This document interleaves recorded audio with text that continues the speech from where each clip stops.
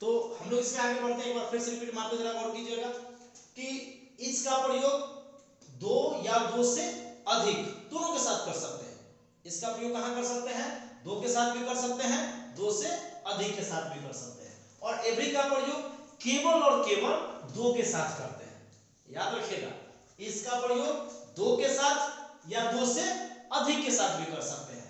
Every का प्रयोग केवल और केवल दो के साथ करते हैं। कंसेप्ट एग्जांपल से समझ लीजिए, बड़े अच्छे से हम लोग समझते हैं। जैसे कहते हैं each of two students, each of two students gets a prize।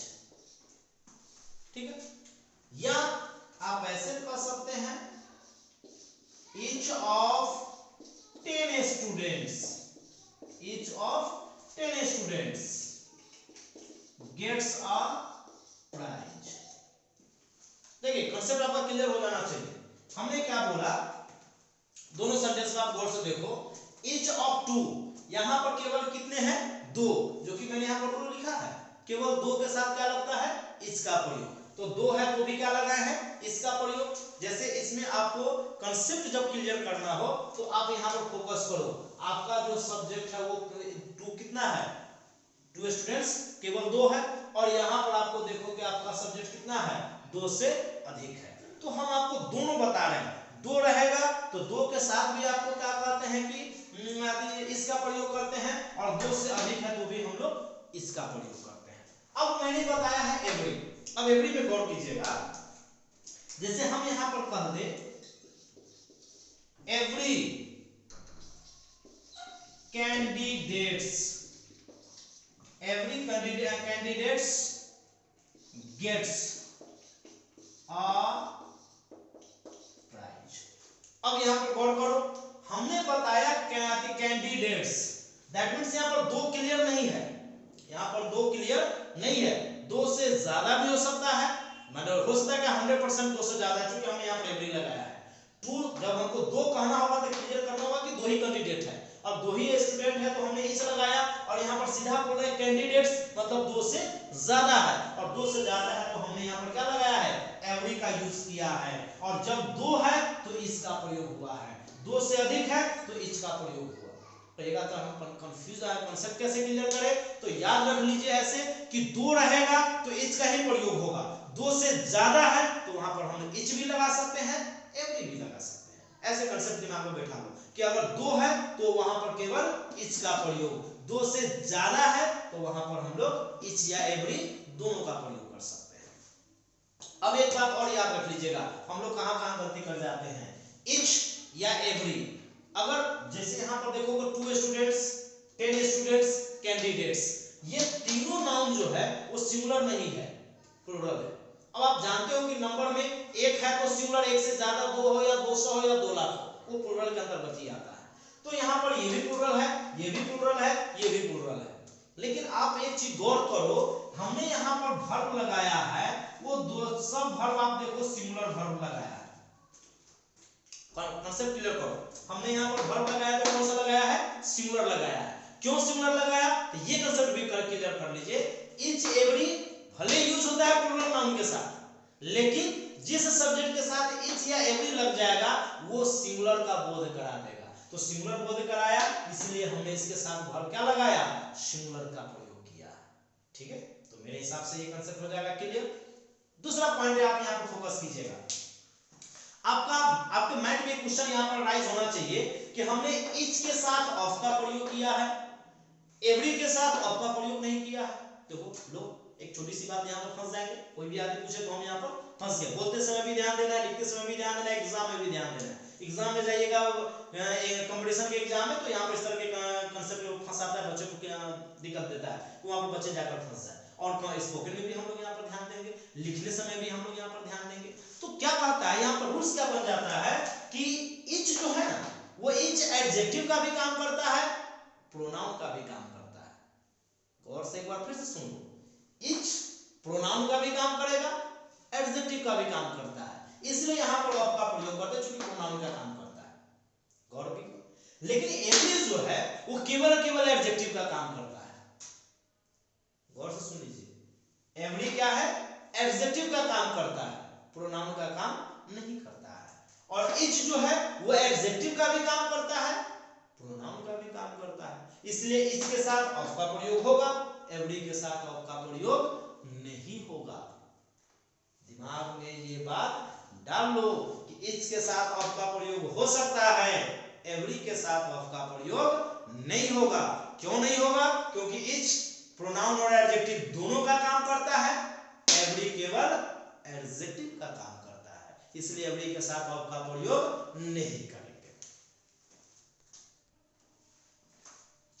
तो अब नेक्स्ट में देखिए, इसी में इसका प्रयोग जो है, एक चीज और याद रखिएगा, इसका प्रयोग निश्चित संख्या का, एक बार फिर से यहां पर याद रखिएगा, इसका प्रयोग किसके साथ कीजिएगा, निश्चित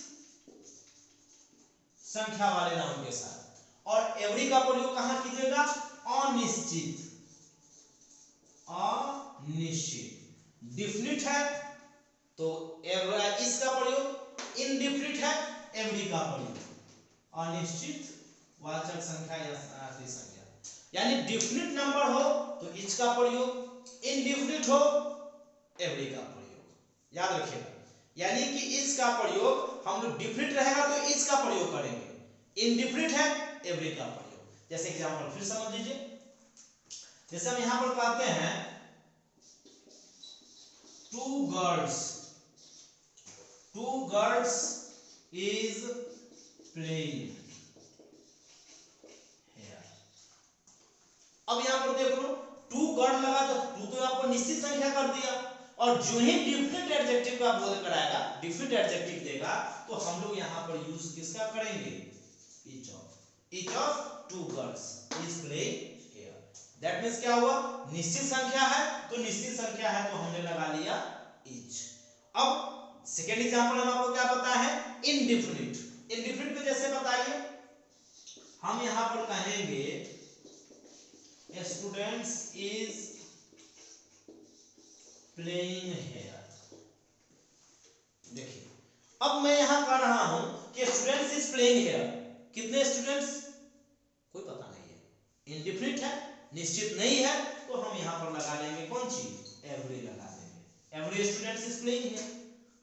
कंसेप्ट माइंड में डालो, रटना नहीं है, माइंड में एक बार कंसेप्ट बैठा लो, जीवन भर नहीं भूलोगे। संख्या निश्चित रहेगा, डिफिनिट रहेगा, इसका प्रयोग। संख्या निश्चित नहीं है, इनडिफिनिट का प्रयोग। ठीक है, फिर से एक बार डाल लो, डिफिनिट होगा इच का प्रयोग, इनडिफिनिट होगा एवरी का प्रयोग। निश्चित संख्या, निश्चित वाचक संख्या रहेगा, डिफिनिट नंबर रहेगा, इसका प्रयोग कर लेंगे, इनडिफिनिट रहेगा एवरी का प्रयोग कर लेंगे। ठीक है, इसमें फिर देखिएगा, इसका प्रयोग ना हम लोग सेपरेट के साथ करते हैं। यहां पर एक और पॉइंट याद रखिएगा, इसका प्रयोग कहां करेंगे, सेपरेट। जो सेपरेटली का रहेगा उसमें इसका प्रयोग, और जो ग्रुप में रहेगा उस ग्रुप के साथ एवरी का प्रयोग। फिर से सुन लीजिएगा, अगर सेपरेट है तो सेपरेट वाले के साथ इसका प्रयोग कर लेंगे, अगर ग्रुप है तो ग्रुप में है तो वहां पर हम लोग एवरी का प्रयोग कर लेंगे। फिर से, सेपरेट है, एक एक है, अलग अलग करके बोध कराएगा सेपरेट में, तो इच का प्रयोग। अगर पूरे ग्रुप को एक साथ लेकर ग्रुपिंग का बोध कराएगा तो वहां पर हम लोग एवरी का प्रयोग करेंगे। सेपरेट है, सिंगल है, इसका प्रयोग, ग्रुप में है एवरी का प्रयोग करेंगे। ठीक है, जैसे एग्जांपल हम लोग चलते हैं, etch student, etch student, each student was present there, each student was present there। और भी कह सकते हैं, each man has a pen। ठीक है, तो हमने यहां पर सेपरेट का जो बोध करा है, दोनों जगह हम क्या कर रहे हैं, इस दोनों जगह सेपरेट का बोध करा रहे हैं, तो सेपरेट को बोध कराने के लिए हम लोग किसका प्रयोग कर रहे हैं, इच का प्रयोग कर रहे हैं। ठीक है, अब इसी में हम लोग अगर ग्रुप में जाए तो ग्रुप यहाँ पर इच लगा, इसका मतलब समझ आएंगे कि सेपरेट है, एक एक करके है। और इसी में अगर हम एवरी लगा देते हैं, एवरी मैन अगर कर देते हैं, every man has a pen, तो दोनों में अंतर क्या है? सेंटेंस दोनों सही है। यहाँ पर देखिएगा, ये भी सेंटेंस सही है, ये भी सेंटेंस सही है। ये स्पोकन में बोलते समय हम लोग यहाँ पर ध्यान देंगे कि वो कहना क्या चाह रहा है। ये स्पोकन में अंतर समझ में आता है कि वो कहना क्या चाह रहा है। तो अगर हमको कहता है कि each man has a pen, इसका मतलब वो एक एक करके ले जा रहा है कि एक एक आदमी को खड़ा कर दो तो सब आदमी के पास क्या निकलेगा? कलम निकलेगा। एवरी लगाया, इसका मतलब क्या हुआ कि अगर 10 वो आदमी खड़ा है ना, तो लगभग 10 के पास पेन हो सकता है कि 9 के पास होगा, एगो को नहीं भी पास होगा। ये ग्रुप का बोध करा रहा है, एक एक का बोध नहीं करा रहा है। तो जो ग्रुप का बोध कराएगा तो हम लोग वहां पर एवरी का प्रयोग कर लेंगे। सेपरेशन करेगा, अलग अलग बोध कराएगा, तो हम लोग वहां पर इसका बोध कराएंगे। ठीक है, तो याद रखिएगा, सेपरेट का बोध कराएगा इसका प्रयोग, ग्रुप का बोध कराएगा एवरी का प्रयोग। तो ठीक है, तो इस प्रकार से इच और एवरी को आप अच्छे से कंप्लीट कर सकते हैं।